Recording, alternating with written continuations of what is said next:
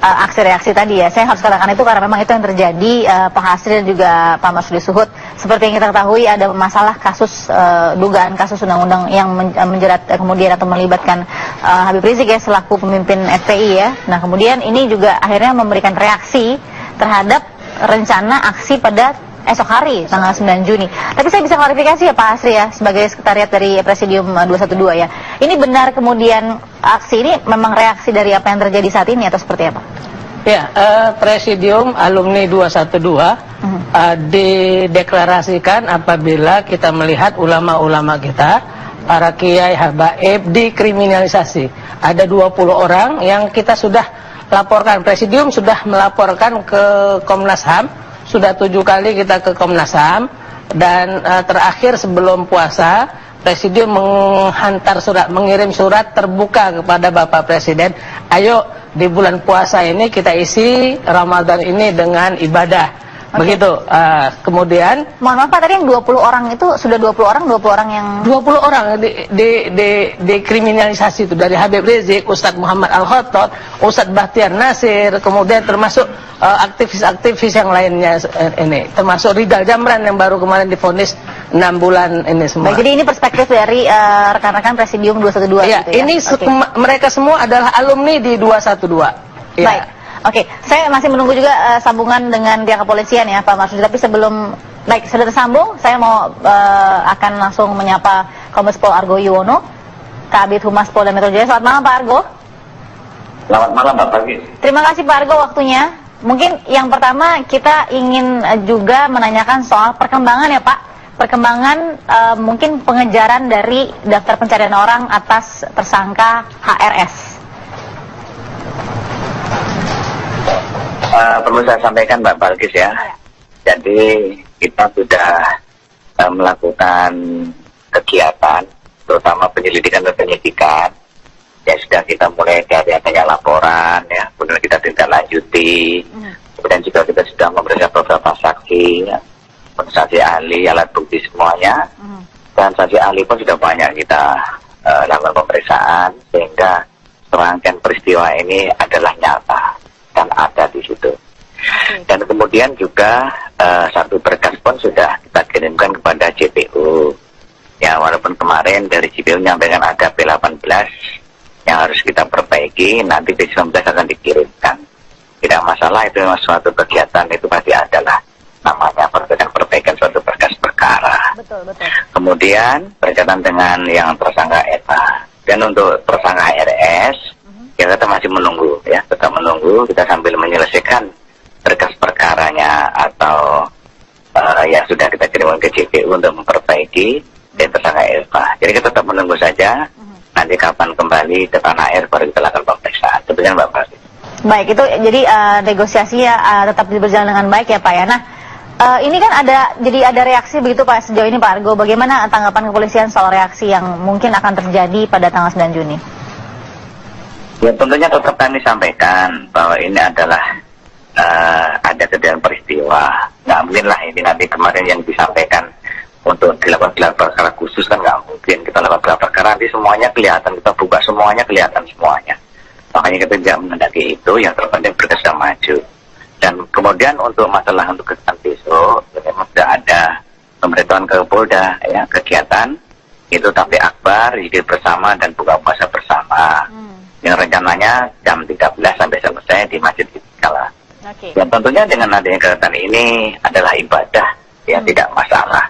Dan nanti akan melakukan kegiatan-kegiatan pengamanan. Ya terpenting aturan-aturan yang ada ya berkaitan dengan pengumpulan massa itu bisa dilakukan dengan baik. Demikian Bapak. Oke, mungkin untuk diteruskan juga Pak, tadi Pak Kapolda juga sempat memberikan pernyataannya kepada media ya soal jangan digeneralisir bahwa ini adalah upaya kriminalisasi. Ini karena kebetulan HRS adalah seorang ulama. Ini ada yang ingin tambahkan tidak Pak Argo dari penjelasan Pak Kapolda pada hari ini tadi? Namanya kriminalisasi itu adalah suatu tidak ada kejadian, diada-adakan sama polisi dan diperiksa. Akan di situ. Ini kan ada laporan, kita selesaikan ya. Nanti kita buktikan di pengadilan, itu di situ. Baik. Jadi nanti kita bisa artinya barang bukti atau alat bukti apa yang kita punya kita adu di pengadilan, ada wasitnya. yaitu hakim. Ya. Nanti biar semuanya jelas, terang benderang. Kalau nanti ada wasit ya, yang sudah ditetapkan oleh undang-undang yaitu Pak Hakim misalnya. Ya tentunya kita berharap ya semuanya bisa kita dapat selesaikan biar semuanya tahu semua apa sih yang terjadi sebenarnya. Jadi kita tidak bisa mengandai-andai, berasumsi ya. Jadi tapi kita harus dengan adanya aturan hukum yang ada di Indonesia yang kita tegakkan, nanti di pengadilan lah nanti kan kita lakukan di situ. Demikian Pak Baldi. Baik, Pak Hasri tadi ditanggapi sedikit apa yang dikatakan Pak Argo bahwa diterima aksi damainya sejauh ini selama lancar dan tertib begitu ya. Bagaimana Pak Hasri?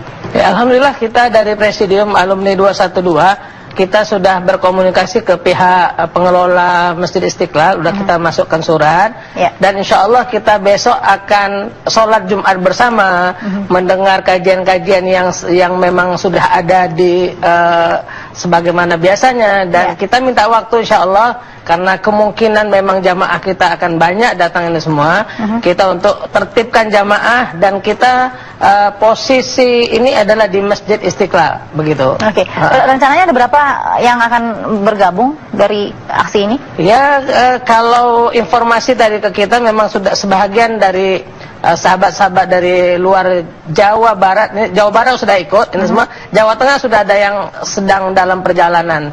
Ya kita harapkan memang besok itu mungkin 50 sampai 100.000 orang ada. Ini. Untuk ajang ibadah bersama juga begitu ya? Ya, dan sekarang lagi kita ini kan, kita viralkan bahwa kita upayakan untuk sholat tarawih terbesar. Jadi sholat tarawih kalau kita ini kumpul besok malam itu mudah-mudahan kalau seperti 212 sampai 7 juta, kalau besok ini semua bisa 1 juta itu luar biasa. Jadi sholat tarawih terbesar di negeri kita tercinta ini. Oke. Baik Pak Masudi, mendengarkan tadi ya aksi dan reaksi yang sudah terjadi saat ini, apa yang bisa diambil dulu sedikit atas apa yang akan terjadi nanti? Ya, bahwa besok akan mengadakan tarawih terbesar, akan mengadakan iktikaf terbesar, akan mengadakan zikir terbesar, pokoknya akbar-akbar semua. Kalau itu diniati ibadah mahdoh, insya Allah akan dapat pahalanya ibadah. Nah, karena ini lagi puasa, mudah-mudahan niat baik ibadah tarawih dan niat baik ibadah tentang itikaf atau tentang zikir di situ jangan sampai ada tambahan-tambahan lain yang membuat menjadi kurang mahdoh, kurang mengurangi nilai ibadahnya. Apa? Karena sekarang itu lagi puasa, nanti mudah-mudahan mulut yang menyampaikan pesan-pesan juga pesan-pesan yang memang membawa kepada kebaikan, kesejukan, membawa menjadi penebalan iman kita. Oke. Itu saja intinya. Baik, kita akan lanjut ya Pak Masudi. Saya masih ingin dengar juga Pak Argo juga masih bersama kami ya. Kalau memang nanti ada rencananya sampai ibadah sholat tarawih, berarti kan aksi ini akan lebih dari pukul 6 ya, begitu ya Pak Hasri. Sesaat lagi ya Pak Argo, tetap bersama kami. Kita tangkap pada hari ini dari Kapolda ya, tidak ada kriminalisasi terhadap ulama. Gimana Pak Hasri, mau tanggapi sedikit? Kebenaran saya waktu aksi 313 saya sebagai korlapnya. Oke. Pada jam 2 dini hari itu Ustadz Muhammad Al-Khattab itu ditangkap di Makobrimob. Sampai sekarang sudah 60 hari kemarin, dan katanya sekarang disambung, diperpanjang sampai tanggal 29. Apa sementara dalam 60 hari sekian ini semua tidak ada pemeriksaan apa-apa gitu, tidak ada sangkaan, hanya disangka makar yang sampai sekarang masih tanda tanya begitu. Kalau itu saya ke Pak Argo dulu sedikit. Pak Argo. Ya Pak Argo. Gimana Mbak Baldi? Ya Pak Argo tadi menjelaskan bahwa tidak ada kriminalisasi. Kita juga sudah tadi putar lagi bagaimana penjelasan dari Pak Kapolda ya. Lalu kemudian Pak Hasri menanggapi bahwa masih ada teman-teman ulama yang lain begitu yang dirasa masih tanpa kejelasan. Nah, mungkin Pak Argo bisa sedikit memberikan informasi, Pak. Nah, jadi mungkin bisa saya sampaikan untuk kasus Pak Al-Khattab ini, ya, kemarin kan pernah merasa sakit, kemudian kita bantarkan, ya, kita bantarkan, dirawat di rumah sakit. Artinya dibantarkan itu, dia dirawat, ya, dirawat. Nanti setelah sembuh, baru kita lanjutkan penahanannya. Dan berkas perkaranya sekarang sudah ada di kejaksaan. Dan kita ajukan ya, sudah diterima di kejaksaan tanggal 31 kemarin. Nah, kita masih menunggu ya, kita masih menunggu penilaian atau petunjuk jaksa apakah nanti ada kekurangan berkas itu yang perlu kami perbaiki. Dan ini sudah ya, jadi kalau misalnya nanti ada ya nanti kita perbaiki. Kalau misalnya nanti itu jaksa langsung memberikan penilaian itu lengkap B21 kodenya itu, ya nanti akan segera kita serahkan tersangka dan barang bukti ke penuntut umum. Tapi kita masih menunggu. Jadi ini semua masih berlanjut, masih ada ya. Jadi apa artinya bahwa ini penyidikan ini masih terus, kita masih menunggu. Jadi untuk di kepolisian untuk sementara kita sudah selesai, tinggal menunggu dari kejaksaan. Kalau kejaksaan masih mengeluarkan 19 ya nanti kita perbaiki. Demikian Mbak Barbie. Baik. Nah, Pak Marsudi Suhut mungkin ini agak sulit, tapi posisinya adalah bagaimana mungkin dari Presidium 212 nih menganggap ada rasa-rasanya ada nih kriminalisasi, tapi kemudian kepolisian juga sangat yakin ada kok perkara yang memang tidak direkayasa dan kasusnya benar-benar ada gitu. Gimana Pak Marsudi berada di situ? Yang penting kita nggak ingin suudzon. Karena suudzon ya tidak ada suudzon hasanah. Suudzon ya sayyi'ah gitu kan. Jadi bagaimana intinya kita dan masyarakat bangsa ini jangan membiasakan dalam hatinya untuk suudzon kepada siapa saja. Ya pada kiai atau habib atau ulama, kepada siapa saja. Nah, persoalannya sekarang adalah soal hukum. Ya. Biar nggak suudzon itu bagaimana? Saya pun nggak mau suudzon terhadap siapa. Ya. Karena saya sesungguhnya juga nggak tahu apa sih yang terjadi. Lah biar masyarakat tidak sampai masuk pada wilayah suudzon ini, karena nanti juga dapat dosa juga. Kalau terus-menerus kayak gini terus ini, ya kan akan nambahi dosa itu, nggak mengurangi. Baiknya bagaimana klarifikasi itu muncul. Klarifikasi muncul karena ini hukum, mungkin dengan hukum. Mudah-mudahan bisa sama menerimanya. Yakinlah kalau Habib nggak salah, dan yakinlah nggak akan salah kalau nggak salah. Kalau benar kan nggak juga takut karena akan disalahkan kalau benar. Dan mudah-mudahan itu akan ditemukan suatu kebenaran nantinya. Clear. Tabayun dari hukum ya dengan hukum. Begitu kan? Karena apa? Tabayun kalau hanya dia katakan tabayun saya tidak, saya nggak benar, saya nggak melakukan, saya nggak begini. Kalau itu adalah di luar hukum bisa dilakukan, saya ngomong ke Pak Ustadz, saya mohon maaf, saya nggak menyampaikan begini, saya nggak melakukan begini. Itu biasalah. Karena ini sudah nyampe ke ranah hukum, mudah-mudahan ini bisa diklarifikasi dengan cara hukum. Itu. Dan mudah-mudahan cepat selesai. Nah, bagaimana kalau sudah selesai, ayo pikirkan masyarakat bangsa Indonesia ini ke depan menjadi masyarakat yang beradab, menjadi masyarakat yang mutamadin, yang insya Allah terus umat Islam yang kuat.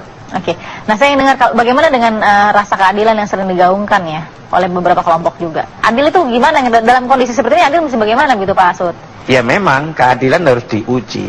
Karena semua juga ketika demikian kan merasa saya dizalimi, mereka melakukan ketidakadilan terhadap saya, atau mereka melakukan bahasa sekarangnya kriminalisasi.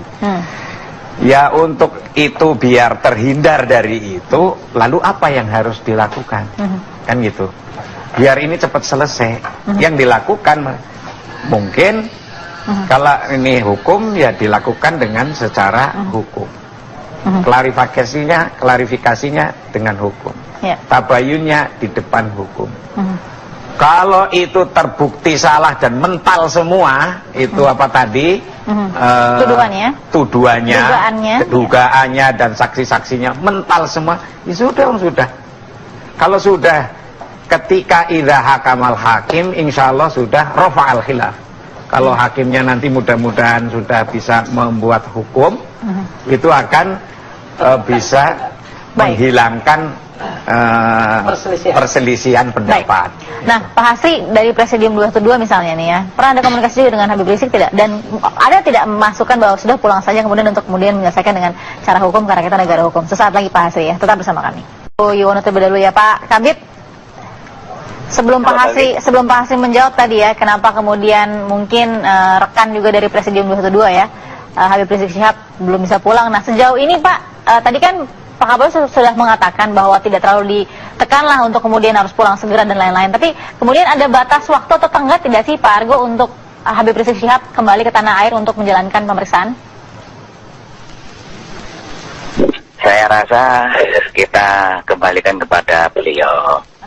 Tentunya beliau kan sebagai panutan umat di Jakarta, di Indonesia ini, pasti beliau akan mentaati hukum. Dan kita berharap untuk secepatnya kembali ke tanah air. Dan saya yakinlah beliau juga merindukan ya, untuk tanah air gitu. Akan rasa rindu pasti untuk segera kembali. Dan kita masih menunggu saja ya, kita tunggu bagaimana nanti beliau untuk segera kembali ke tanah air. Dan yang terpenting bahwa kita berharap juga ya, nanti setelah beliau kembali tanah air baru kita minta keterangan ya. Yang terpenting bahwa untuk kasus ini kan kasus yang tersangka Eva sudah kita ajukan ke penuntut umum untuk segera kita perbaiki. Kalau ada kekurangan-kekurangan, itu aja kita berharap bahwa untuk Pak Habib Rizik untuk segera kembali saja ke tanah air biar masyarakat tahu. Nanti kita ajukan ke pengadilan biar pengadilan yang akan menjadi wasit ya. Jadi wasit yang sudah sesuai dengan konstitusi yang berhak untuk menentukan apakah yang diajukan polisi dengan kejaksaan ini di sidang pengadilan sudah sesuai dengan aturan ya.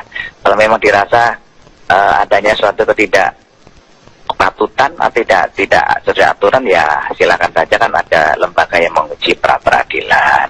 Kita buka nanti bukti-buktinya ya. Kita sudah sesuai dengan SOP yang sudah kita lakukan dengan Mbak Balkis. Baik Pak Argo. Pak Hasri, ada komunikasi dengan Habib Rizik Syihab dan kemudian mengapa beliau belum pulang hingga sekarang? Ya, alhamdulillah kita senantiasa komunikasi lancar. Dan minggu yang lalu Dr. Egy Sujana sebagai tim pembela ulama dan aktivis, beliau dengan 30 rombongan bertemu dengan Habib Rizik di Saudi. Artinya di Saudi itu di Makkah, Madinah dalam 10 hari. Dan beliau membawa pesan-pesan memang bahwa apa yang disampaikan oleh Habib Rizik di sana, rindu untuk pulang, sudah masuk bulan kedua, lebih dari 1 bulan. Jadi keinginan untuk pulang ke negeri ini, ke Jakarta ini memang besar gitu. Hanya? Tapi 3 hari bulan Ramadan tiba-tiba dinaikkan jadi status tersangka dan jadi DPO. Akhirnya kita berkumpul ini semua menyikapi apa yang ditersangkakan tersebut, dinaikkan kasusnya jadi tersangka dan jadi DPO, sehingga akhirnya insya Allah kita mengupayakan kembali lagi kita Presidium Alumni 212 kembali ke 7 kali ke Komnas HAM, dan kita minta nanti dari Komnas HAM ada mediasi untuk ke pemerintah. Ayo sama-sama kita. Baik. Nah, kalau suara dari Presidium sebenarnya ini mengharapkan Habib Rizik Syihab pulang ke tanah air atau menyerahkan lagi kepada yang bersangkutan? Oke, kita sudah sampaikan surat bahwa ini semua kita harapkan Habib Rizik Syihab pulang. Pulang dalam keadaan tidak ada ancaman di negeri ini semua, karena beliau bawa anak, istri, keluarganya. Baik. Begitu. Kita kembali sesaat lagi ya Pak Marsudi Suhud ya, tetap bersama kami. Pak Marsudi Suhud, Pak Marsudi, kemudian apa yang harus kita lakukan melihat ada aksi seperti ini? Apakah nanti akan berikutnya seperti ini lagi dan seperti ini lagi jika selalu ada aksi-reaksi? Ya, saya harapkan ke depan semua, entah penegak hukumnya atau pemerintahnya dan bangsanya, rakyatnya, umatnya, semua bahu-membahu memikirkan hal-hal yang positif, produktif ke depan. Mudah-mudahan kita sebagai rakyat juga nggak akan melakukan tindakan-tindakan yang melawan hukum. Dan bangsa Indonesia pada umumnya juga demikian. Tidak usah melakukan hal-hal yang bertentangan melawan dengan hukum. Kita lakukan yang produktif, memikirkan bangsa kita, keluarga kita, umat kita. Ayo didik kita bersama-sama dengan ilmu-ilmunya Allah yang akan membawa kita ke dalam martabat yang lebih terhormat ke depan. Baik. Nah Pak Hasri, mungkin harapannya dari aksi ini? Ya, alhamdulillah Presidium Alumni 212 mengharapkan bahwa besok ini merupakan reuni alumni 212 yang pernah kita gelar di tanggal 2 Desember 2016 yang lalu. Mungkin ini satu ajang kita silaturahim kepada sekalian. Makanya kita mengundang, khususnya bukan saja di Jawa, tapi undangan ini kita sampaikan ke seluruh Indonesia. Dan besok sekalian kita launching itu, Mbak. Jadi lebih ke silaturahmi ya Pak? Lebih ke silaturahmi, bukan aksi. Pokoknya bukan aksi ya Pak, Ya, tapi silaturahmi. silaturahmi dan besok itu kita launching satu panitia nasional. Baik. Penyambutan Imam Besar Al Habib Muhammad Rizik Syihab kembali ke Indonesia, luar biasa. Untuk kemudian menjalani proses hukum. Iya, proses hukum di sini. Baik, terakhir Pak Argo, mungkin bagaimana Pak aturannya yang tetap harus diikuti, walaupun tadi judulnya silaturahmi ya, yang mungkin akan sampai ke ibadah sholat tarawih. Silakan Pak Argo. Ya tentunya kita tetap berkomunikasi ya, dan kita berharap bahwa kegiatan besok tetap menjaga marwah Masjid Istiqlal, tidak dijadikan sebagai kegiatan politik dan tempat untuk membicara. Jadi tetap kita gunakan sebagai tempat ibadah. Dan yang kedua, kita akan menjaga atau mengamankan dengan mengedepankan tindakan pelayanan ya, pelayanan kepada masyarakat yang akan melaksanakan kegiatan tersebut. Dan kita juga akan menyiapkan keamanan di sana sehingga nanti kegiatan bisa berjalan dengan baik dan lancar. Baik. Pak Argo, terima kasih Pak sudah